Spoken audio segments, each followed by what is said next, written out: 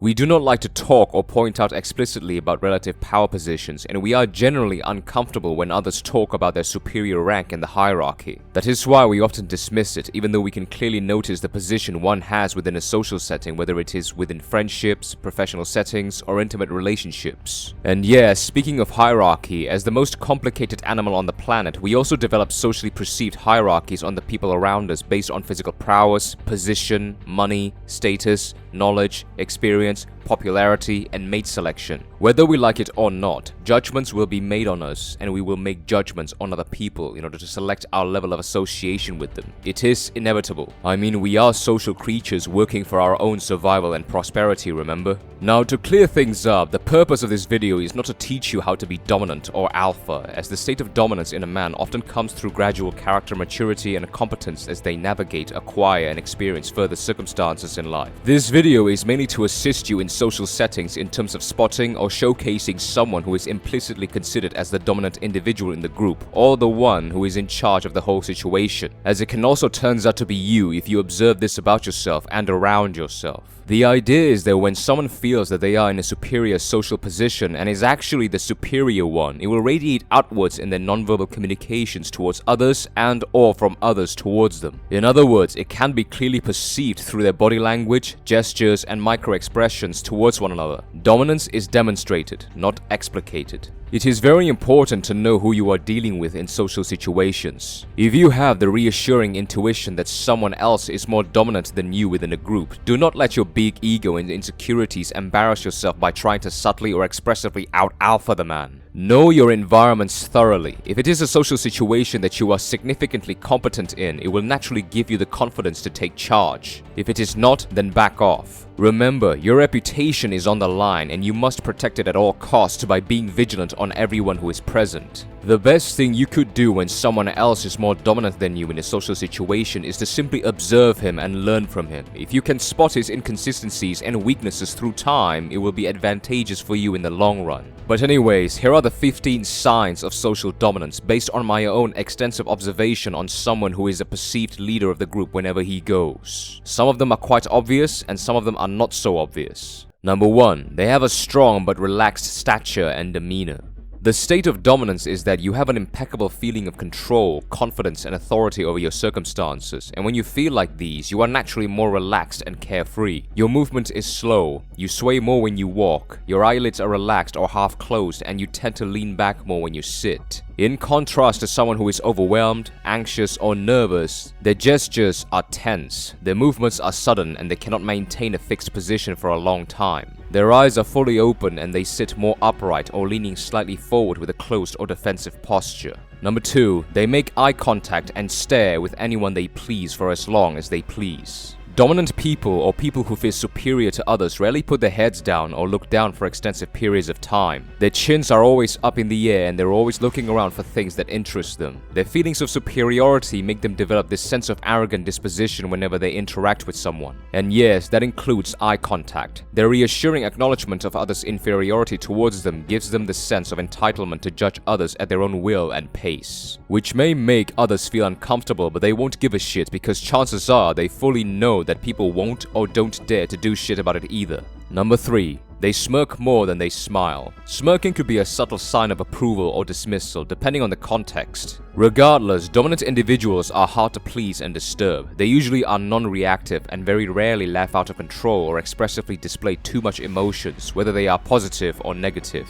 Number 4. They touch people a lot more. Remember what I said about dominant people feeling entitled? Well, this is another one. Dominant people will not hesitate to cross other people's physical boundaries, whether it is a pat on the back, a slap on the shoulder, or a hold around the waist. Invasion of people's physical space is a subtle indication of an attempt to gain some form of direct control or influence on that person, like a puppeteer. That is why, oftentimes when you see a person wrapping his hand around someone and walking towards a certain direction, the person who is being held will inadvertently follows the direction of the person that is wrapping their hand around him. Again, depending on the person, this can make some people feel uncomfortable, but again, chances are people won't or don't have the courage to do shit about it, unless the individual also has a dominant personality. Number 5. They take up more space and leave more space between them and others. This is one that most of you would know of and notice. As I've said before, superior people love the sense of control and authority. It is almost like a constant necessity for them. This reflects in their need to oversee everyone from a clear vantage point. Thus, that is why they take lots of space when they stand or sit and leave lots of space between them and others by leaning back and pushing their chairs slightly away from the table or sitting at the far end or edge of the table. This is the reason why inside the office of most high-position executives, their tables are large and wide to maintain space or distance from any individual sitting or standing in front of it. And this is also why they are always located at the far end or corner of the room, as far away from the entrance door instead of in the middle of the room or right beside the door. This is so they can see everything that is within the room or coming in and out of the room from a secure vantage point. Number 6. When they speak, other people's head turns rapidly towards them, their eyes fixate on them, they become suddenly silent, and they listen attentively. Superior people are both respected and feared. Their high level of competence in many areas of life gets people to become naturally intimidated by them. So people often feel the need or pressure to give them complete attention, either to not get called out or to not display behaviors that will upset them. Regardless if people are interested or not interested in what they are saying, they still command complete attention.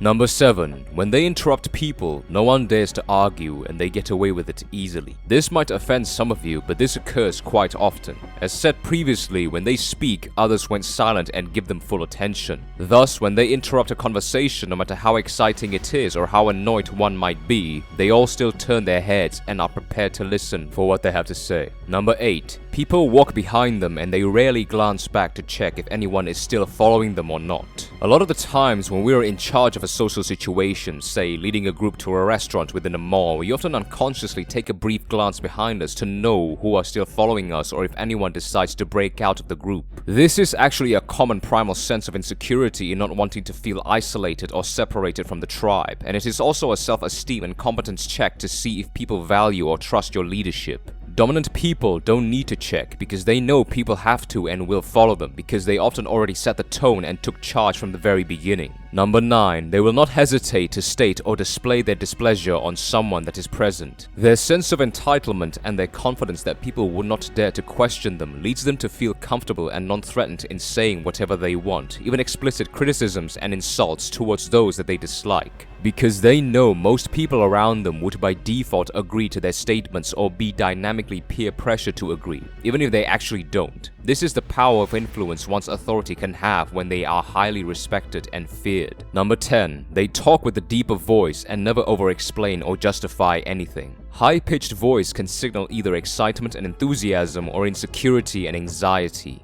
Dominant people never need to strain themselves to be heard. Like I've said previously, when they talk, people will listen. They only say what is necessary and never have the need to overly justify their statements, because usually those who tries really hard and extensively to make a point are the ones that are dishonest and or unconfident in their statements. Number 11. When uninterested in someone, they tend to subtly demonstrate them by half-arsing. When dominant people get bored or mildly annoyed at someone's presence, they usually don't give those people any attention, or they direct their attention somewhere else more interesting to them. And they demonstrate it explicitly without any sense of remorse. A lot of us sympathize a lot, even with people we're not interested in. We continuously try to entertain them or maintain our attention towards them, even if we secretly are desperate in wanting to get the fuck out of there, just to not hurt their feelings or discredit their efforts. Dominant people don't give a shit. They show or imply that they're not interested regardless of how you might feel afterwards. Number 12. People around them compete to assist them and earn their approval. This is probably one that you often see in corporate settings. People often lick the boss's ass soaking wet to earn their approval and get closer to them in order to attain further status, positions, and benefits. The need to continuously appease dominant people becomes imminent when you realize that their approval means that you are given a certain probability of being invited within their social circle or get rewarded for your efforts through earning their trust in the form of their approval. It's opportunism for survival and prosperity. Whenever dominant people need some form of assistance, you can easily notice that the people around them subtly compete to raise their hands first and be the one chosen to do favors for them. Number 13. People match and follow their demeanor. We all know this. Energy and demeanor radiates and becomes contagious. Conformity towards respected authority is inevitable. Number 14. They rarely second-guess their decisions and often subtly insistent. Dominant people are masters of getting others to just concede their ideals or fears and follow them instead. They are able to make complicated and nerve-wracking things sound simple and relaxing.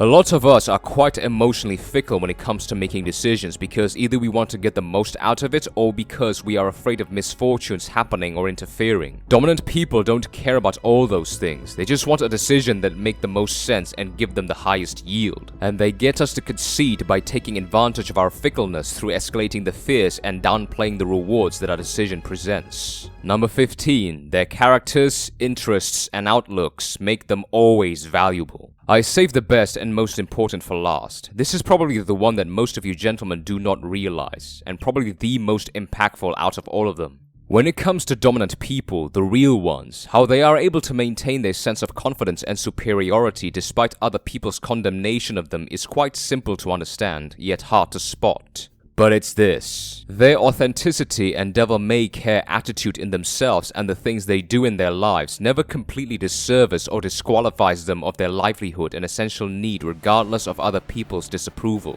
Because, regardless if people love them or hate them, people still need them for the competence or resourcefulness that they possess in high demand and highly sought-after endeavors. I used to say in the past that we should not look for other people's approval, and yet deep down, as social creatures, secretly we still do, no matter how subtle that sense is. And this is how dominant people of authority create that balance. They utterly know that people will come looking for them regardless of what they do or how they feel towards them, because they possess something that a lot of people are looking for. In other words, you need to have skills, knowledge, and experience that you personally want to do and possess, yet at the same time highly valuable enough for people to come looking for you for compensatory assistance. For example, the individual whom I base this video upon possesses a skill and competence that ensures that he is always needed by others. That particular skill is his ability to develop and maintain connections with different people of different social backgrounds. He always said that he personally loves to get to know other people and their unique lifestyles. And little did he know that that passion of his could turn out to be the most valuable thing he could ever possess in his life. We all know the term "your network is your net worth," and that is evidential in this individual's life. His vast connections of people of different backgrounds and competence allows him to develop tons of business deals and get highly compensated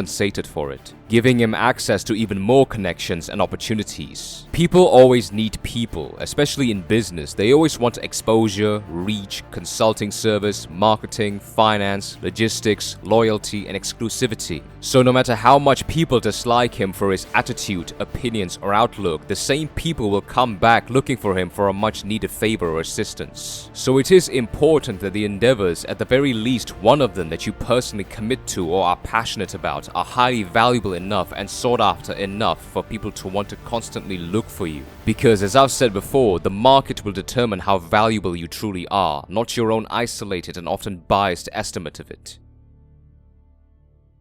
Thank you for watching.